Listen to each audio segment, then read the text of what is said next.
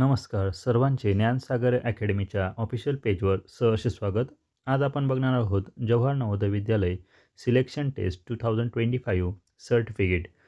जो काही सर्टिफिकेट आहे तो तुम्हाला अपलोड करायचा आहे, तो कशा पद्धतीने भरायचा त्याविषयी आपण आज सविस्तर माहिती बघणार आहोत.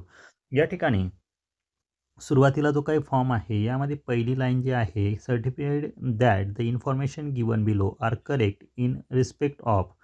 तर या ठिकाणी तुम्हाला विद्यार्थ्याचं नाव टाकायचं आहे. समजा विद्यार्थ्याचं नाव आपण घेऊया राहुल असं आहे. सो आपल्याला इथे टाकायचं आहे राहुल. त्यानंतर बघा पुढे जे आहे name of student who is studying in the class V is. या ठिकाणी त्याच्या शाळेचं नाव टाकायचं आहे. फॉर एक्झाम्पल इथे मी टाकतोय सरस्वती विद्या मंदिर.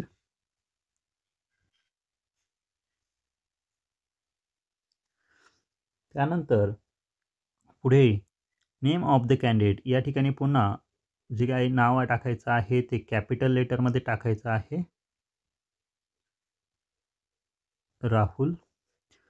खाली टाकायचं आहे वडिलांचं नाव सागर. त्याच्या खाली टाकायचं आहे आईचं नाव कावेरी. यानंतर खाली आहे name of the guardian and relationship if any. जर कोणी विद्यार्थी असेल त्याला पालक नाही आहे तर त्या ठिकाणी आई वडील नाही आहे त्या ठिकाणी त्याच्या पालक चुलता काका काकी जे कोणी सांभाळणारे असतील ते या ठिकाणी त्यांचं नाव टाकू शकता. नसेल जर पालक असतील तर इथे काही टाकू नका. त्यानंतर डेट ऑफ बर्थ. यामध्ये बघा विद्यार्थ्याची जन्मतारीख टाकायची. समजा उदाहरण घेऊया 30/8/2014 ही जन्मतारीख आहे ती मी इथे टाकलेली आहे. इथे सुद्धा टाकताना तसंच टाकायचं आहे 30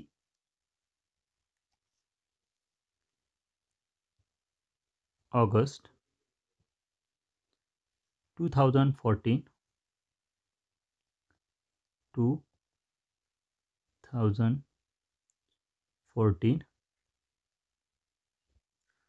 त्यानंतर इथे मुलाचं जेंडर टाकायचं आहे. मुलगा असेल तर इथे बॉय करा, मुलगी असेल तर गर्ल करा.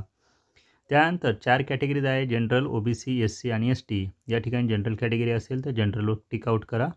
त्यानंतर विचारलं आहे nature of disability if any. काहीच नसेल तर इथे नन करा आणि असेल तर या पर्यायापैकी टिक आउट करा. त्यानंतर या ठिकाणी टाकायचं आहे तुम्हाला आधार नंबर. विद्यार्थ्याचा जो काही आधार नंबर आहे तो या ठिकाणी तुम्हाला टाकायचा आहे. त्यानंतर खाली पेन नंबर दिलेला आहे. हा पेन नंबर म्हणजे विद्यार्थ्याचा UDIS नंबर आहे महाराष्ट्रामध्ये. तर हा UDIS नंबर तुम्हाला शाळेतून भेटेल तो तुम्हाला इथे टाकायचा आहे. त्यानंतर इथे टाकायचा आहे तुम्हाला ॲड्रेस, तुमचा जो काही पत्ता असेल तो. त्यानंतर बघा इथे पुढे जो आहे या ठिकाणी टाकायचा आहे मोबाईल नंबर. त्यानंतर इथे टाकायचा आहे ईमेल. या ठिकाणी ओळखण्यासाठी आयडेंटिफिकेशन मार्क ऑफ कॅन्डिडेट म्हणजे काय, ओळख किंवा जन्मखून आपण ज्याला म्हणतो जन्मखून. त्यानंतर ॲन्युअल इन्कम, पालकाचं जे काही उत्पन्न असेल ते इथे टाकायचं आहे. त्यानंतर नॅशनॅलिटीज ठिकाणी इंडियन करा. रिजनच्या ठिकाणी जे काही असेल इथे हिंदू करूया. त्यानंतर बघा मीडियम ऑफ एक्झामिनेशन हे सगळ्यात महत्त्वाचं आहे. ज्या भाषेमध्ये तुमच्या मुलाला पेपर द्यायचा आहे तीच भाषा इथे निवडायची आहे. मराठी मीडियम असेल तर मराठी निवडा, इंग्लिश मीडियम असेल तर इंग्लिश निवडा आणि हिंदी मीडियम असेल तर हिंदी निवडा. आपल्या महाराष्ट्रातील बरेचसे विद्यार्थी मराठी मीडियमचे आहे म्हणून मी इथे मराठी लिहित आहे. त्यानंतर पुढे बघा नेम ऑफ द स्कूल. या ठिकाणी विद्यार्थी ज्या शाळेमध्ये शिकत होता त्या शाळेचं नाव टाकायचं आहे 3री 4थी आणि 5वीमध्ये. समजा मी इथे टाकतोय सरस्वतीमध्ये मुलगा शिकत होता त्यामुळे मी इथे टाकतोय सरस्वती.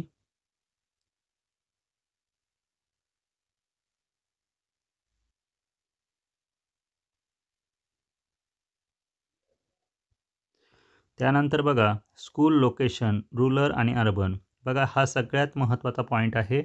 रूरल आणि अर्बन कसं धरायचं किंवा कसे निश्चित करायचं, रूरल म्हणजे काय आणि अर्बन म्हणजे काय. बघा ज्या ठिकाणी ग्रामपंचायत असते, ग्रामपंचायत किंवा ग्रामपालिका अशा सर्व ठिकाणी तुम्ही विद्यार्थ्याचं टाकताना फॉर्ममध्ये टाकणार रुरल म्हणजे ग्रामीण. ठीक आहे. ज्या ठिकाणी नगरपालिका, नगर परिषद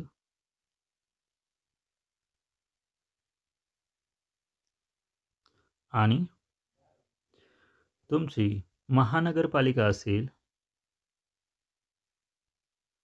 त्या ठिकाणी तुम्हाला फॉर्म भरताना टाकायचा आहे अर्बन. ठीक आहे. अशा प्रकारे इथे तुमचं रुरल आणि अर्बन तुम्हाला टाकायचं आहे. ज्या एरियामध्ये तुम्ही असाल त्यानुसार रुरल किंवा अर्बन टाका. त्यानंतर month and year of joining ज्यावेळेस तुमची शाळा उघडते ती असते 15 जून तारीख. सो इथे टाकू शकता तुम्ही 15 जून. इथेही 15 जून आणि इथेही 15 जून. त्यानंतर आता हां, या ठिकाणी बघा तुमची जी काही तारीख असेल ती आता तुमचा विद्यार्थी जो आहे तो शाळेमध्ये 2024 मध्ये आहे जॉइनिंग झालेला. म्हणजे इथे काय येणार आहे याच्या आधी 2023 आणि इथे काय येणार आहे 2022. ठीक आहे. त्यानंतर खाली आहे मंथ ऑफ इयर पासिंग. तर या ठिकाणी 1 मेला सगळ्यांचा निकाल लागतो. त्यामुळे इथे ही 15 जून टाकायची गरज नाही. इथे डायरेक्ट जून टाका. त्यानंतर टाका मे 2023. इथे मे 2024 आणि इथे टाका मे 2025. ठीक आहे. त्यानंतर नेम ऑफ द ब्लॉक ज्या ठिकाणी याचा अर्थ आहे तालुका. ज्या तालुक्यामध्ये तुमचा मुलगा शिकतो त्या ठिकाणी टाकायचं आहे त्या तालुक्याचं नाव. त्यानंतर नेम ऑफ द डिस्ट्रिक्ट ज्या जिल्ह्यामध्ये विद्यार्थी शिकतो तो जिल्हा. त्यानंतर इथे राज्य टाकायचं आहे. आपले विद्यार्थी महाराष्ट्रात शिकतात त्यामुळे इथे टाकणार महाराष्ट्र, इंग्लिशमध्येच टाका. ठीक आहे. सगळीकडे तेच टाकायचं आहे महाराष्ट्र. त्यानंतर इथे विद्यार्थ्याची सही घ्यायची आहे. विद्यार्थी सही. इथे पालकाची सही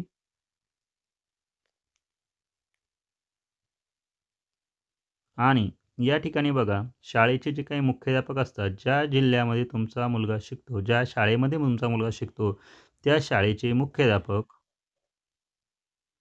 किंवा प्रिन्सिपल जे कोणी असतील यांची सही या ठिकाणी तुम्हाला घ्यायची आहे. त्यानंतर या ठिकाणी विद्यार्थ्याचा फोटो चिटकवायचा आहे आणि या ठिकाणी फोटो चिटकवल्यावर याच्यावर सुद्धा एक स्टॅम्प घ्यायचा आहे. अशा प्रकारे तुम्हाला नवोदयचा हे सर्टिफिकेट भरायचं आहे. माहिती आवडली तर इतरांबरोबर शेअर करा. धन्यवाद.